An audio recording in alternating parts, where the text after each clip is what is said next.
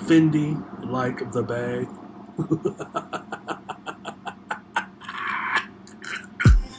This is the I Refuse podcast.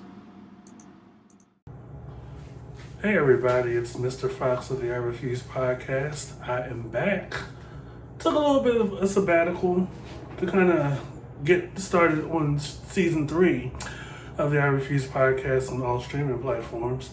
So far, we have about 3 episodes and a welcome to season 3 episode. So about 4 episodes so far on streaming platforms: Spotify, Apple, Overcast, and about 4 or 5 other platforms.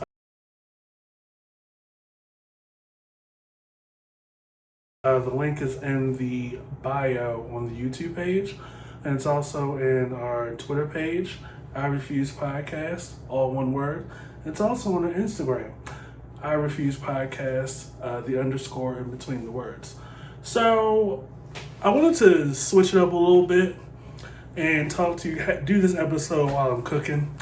The sabbatical, while we've been on sabbatical, we've been really getting into a lot of streaming right now, like streaming sites to get entertainment as an alternative to cable.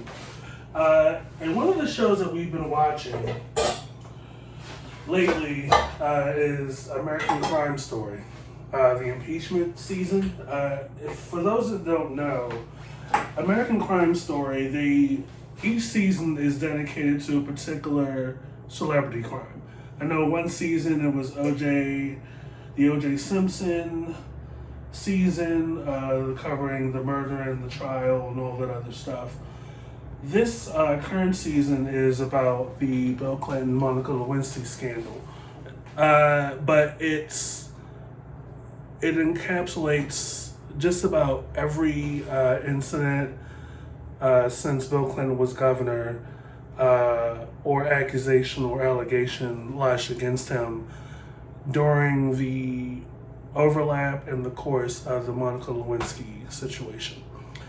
So we're about 8 episodes in, and it's interesting, me being a person of a particular age, only remembering in real time when I was about 13 or 14 years old, bits and pieces of the Monica Lewinsky, Bill Clinton timeline.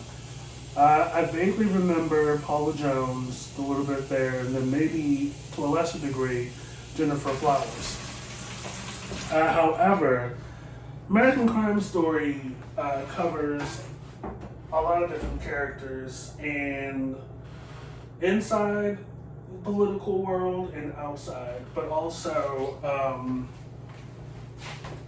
it primarily focuses on Monica Lewinsky and on the trip for like the first half with particular parties on the outside of the scandal who have something to gain by being against Bill Clinton, right? So you have Ann Coulter. Need I say more? You have Kenneth Starr. Need I say more? And people may not have caught this lately, but a young Brett Kavanaugh, yeah, that one, that was working with or under Kenneth Starr, and then you have particular parties within the, I believe, CIA or the FBI that were aggressive towards Monica Lewinsky.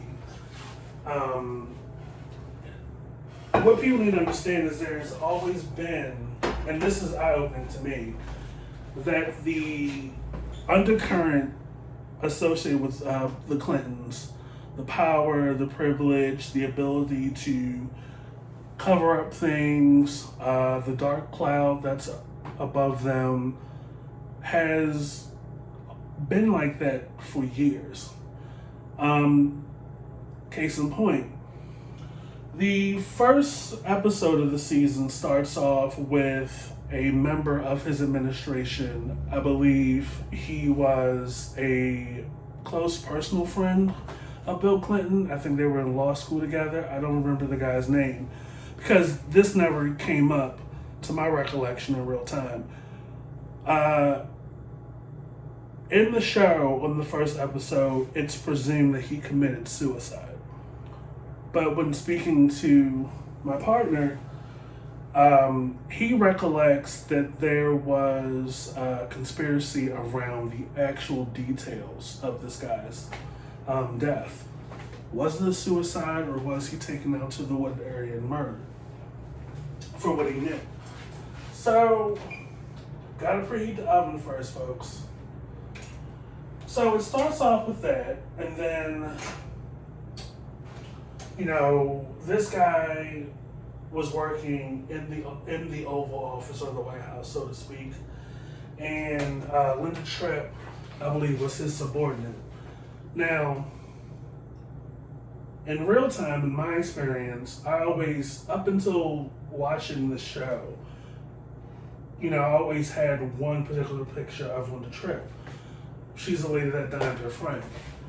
But as watching the show as it went on, you got a glimpse that not only was she the one that dined her, but she did it out of opportunity.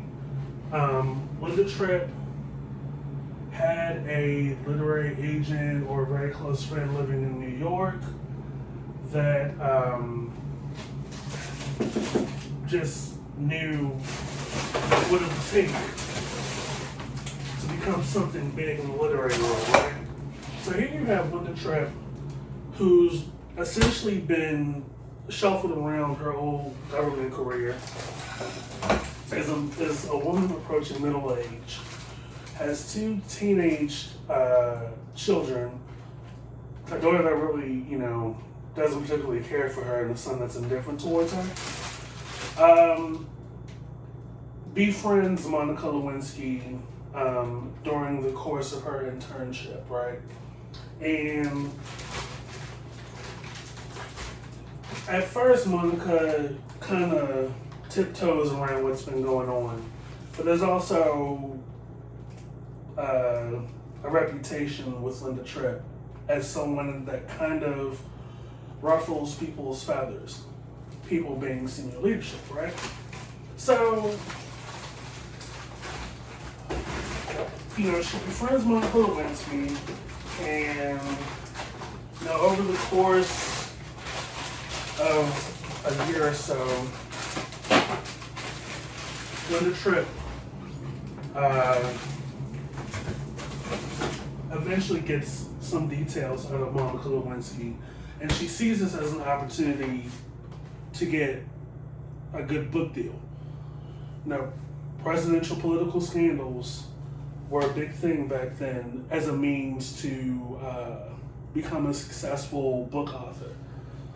And Linda Tripp, works a little 9 to 5 in DC, goes home, and you see this on the show, goes home, watches her Maud reruns with her TV dinner and the little dinner tray. And this is back when they had the metal foil on the TV dinner. And that's her life, like, while she's working in DC. So,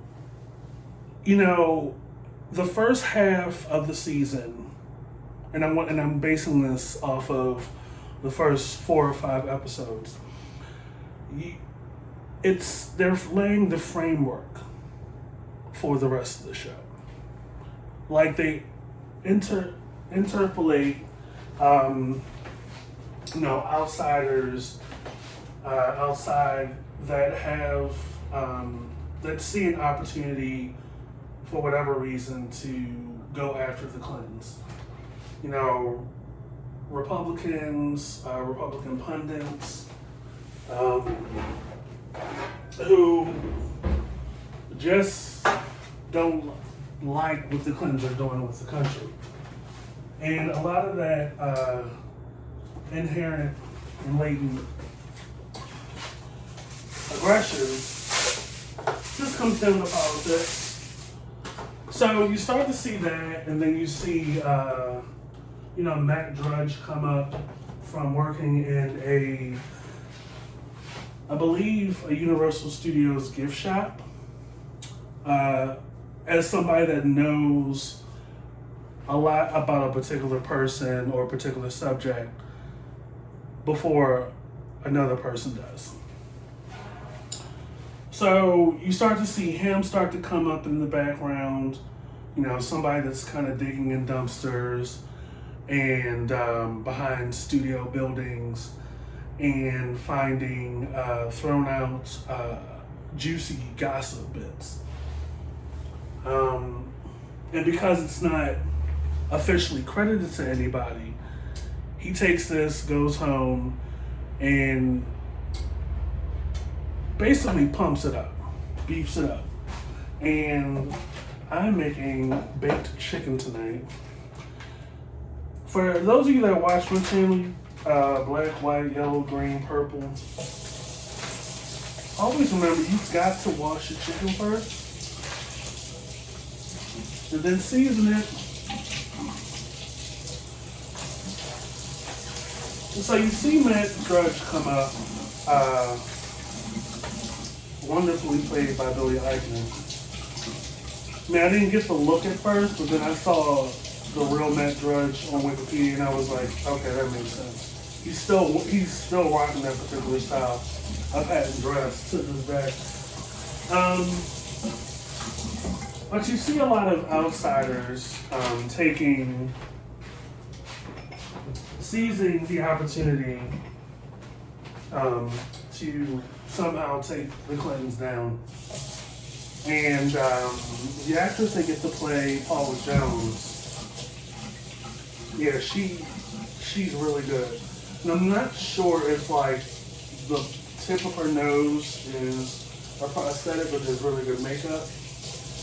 But she's got it down, even down to like the braces and the way she talks and the mannerisms. But my takeaway so far from this season, watching Impeachment, is that you have,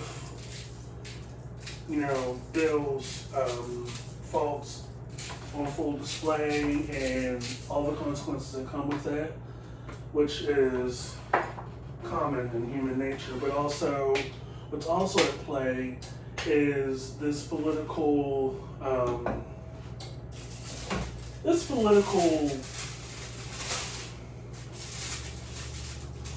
drama that plays out from Republicans against Democrats.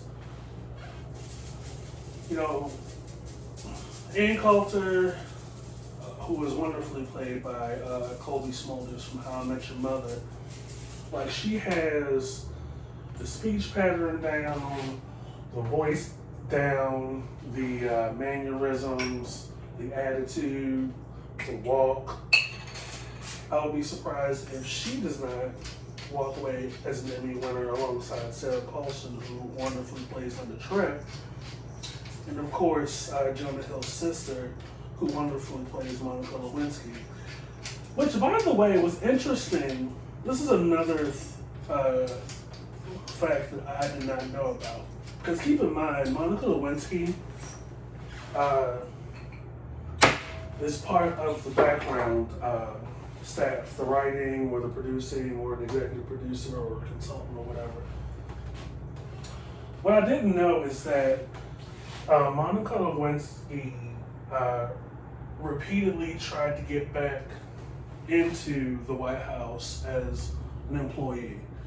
And there were some things that I guess her being connected to Bill afforded her a lot of privileges that just happened to be happenstance by the time, the real firestorm hit close to Bill's feet. But also it was, what's his name, Clive Owen, that portrays Bill Clinton, also wonderfully. Just how he was able to handle Ken of Star. Episode 8 and episode 7, probably more so episode 8, it's like probably the best episode of the season so far. Um, like he was able to weave and bob and essentially, and as a craftsman, just handle Kendall Starr, who himself also and like was foaming at the mouth to take down Bill Clinton. You know, it was always remember to season your chicken, y'all. Season your chicken. Edie Falco, who plays Hillary Clinton, essentially comes in kind of later in the season. I'm sure she's going to steal the show at some point. But the season so far is great at balancing a lot of things. The humanity and the consequences that come with what's clear about Bill Clinton. You know, I've already said that, you know, he was a very scuzzy man. And, you know, at some point during the season as I was watching, I'm like, I'm pretty sure Bill Clinton did do something with Jennifer Flowers, allegedly. And I'm pretty sure all that stuff that Paula Jones said did happen, allegedly, with Bill Clinton. But one thing that people have to remember is that what do you define as sexual relations, really? And that's how Bill Clinton was able to get away from the Kenneth Starr thing unscathed. And I think at that point, now that I think about it, I have a theory, is that Kenneth Starr's inability to get Bill Clinton to say on tape exactly what he wanted to hear is what fueled Kenneth Starr to go even further. You know, there was initially mention of the blue dress, which I was foaming at the mouth about because I remember that. First, about episode 3, 4, and then, you know, they did the DNA thing in episode 8, and it came back as positive for his. But it's interesting above all this, watching the legalities play out. So, for example, how she was essentially handled. You know, like I said, a lot of people I think were foaming at the mouth at this opportunity to take down a president. Like, from my own personal observation as far as authorities go, you know, agencies, police, whatever, what have you, a lot of people within those factions foam at the mouth at the opportunity to take down a high power person. And from what I've seen so far in the show, the FBI, the CIA, I believe, which, by the way, Colin Hanks is a wonderful actor. That, you know, his cohort foaming at the mouth to try to take down this girl and like corner her, even though they didn't have any rights to hold her, and she was able to leave the hotel room after such a tense and aggressive face-to-face interrogation style type of situation. But, you know, looking at how some of the things were handled as far as how Monica Lewinsky was handled, how Bill Clinton was handled, and more so, allegedly, how Bill Clinton manipulated loyalties or overstepped interpersonal boundaries as far as asking Betty, allegedly, in a Bill Clinton way, to have his back and lie for him if and when authorities come sniffing at her desk. And it's unfortunate because, there was Betty, played by Radon Chong, if y'all didn't know. I found out later. It makes me wonder, like, how many boundaries were crossed or erased, or how many truths were bent during the course of the interpersonal relationship between the president and their secretary.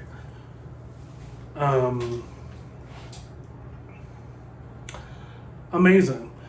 And watching this, even though there is a suspension of belief, and there may have been some nuances thrown in for the sake of drama and to get viewers and everything, it really amazes me, still to this day, how far people will go to take down a president who was just getting his peen, washed. And the lengths that high-powered men take to cover things up, protect themselves, using their power as, the leader of the free country, of the free world, so to speak. We're up at episode 8, and it's been really good so far. And I really wanted to, I couldn't wait to get into the damn show. I couldn't wait. The O.J. Simpson season was so good that I went out and got it on Blu-ray DVD, because, I have a little bit of coins. And, maturing is realizing that O.J.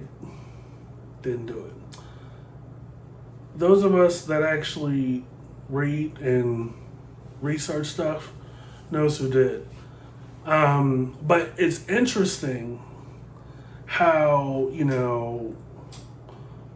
during the course of that and, everything leading up to the verdict, just how biased and discriminatory non-people of color are towards people of color.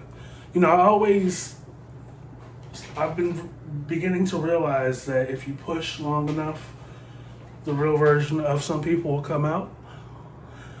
And, that's a case that's no different. Like, all the public really had was speculation and assumption. And a couple of 911 calls.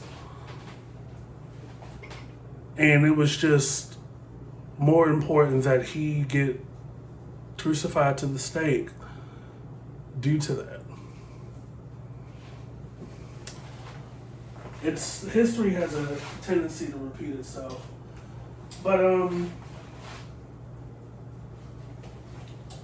American Crime Story Impeachment, y'all got it going on.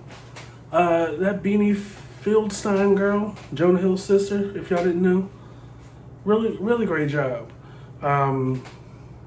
Really opened my eyes to a lot of things about Monica Lewinsky that, in my eyes, doesn't sully my view of her. Impressionable 20-something-year-old girl got wrapped up and attracted to the president. And then, just like any other person in that position, the media doing their work tries to paint this narrative that she was some horned up girl with daddy issues, attracted to unavailable men and getting into, to bed with unavailable men. But if I had it down for every person, including myself, that was like that, I would be up there with Robin Leach. Oh, yo, this is Robin Leach. You're watching The Lifestyle of the Rich and Famous. I know, bitch, I took it way back. So I'll go off on a tangent. But nevertheless, I don't know how many episodes are left, but it's really good. Ryan Murphy and Company, y'all done did it again. And, you know, I just wanted to get on here after about 2 or 3 weeks of not giving y'all any content lately and say, you know, Our Refuse Podcast is back with a vengeance. We're not really going anywhere. I may decide to take the YouTube channel in another direction. We'll see. Don't forget, I also have a Patreon. Maybe 3 or 4 videos over there so far. I may upload a new one later. This is Mr. Fox of the I Refuse Podcast. Y'all stay up and y'all stay good. We'll see you guys later. Bye.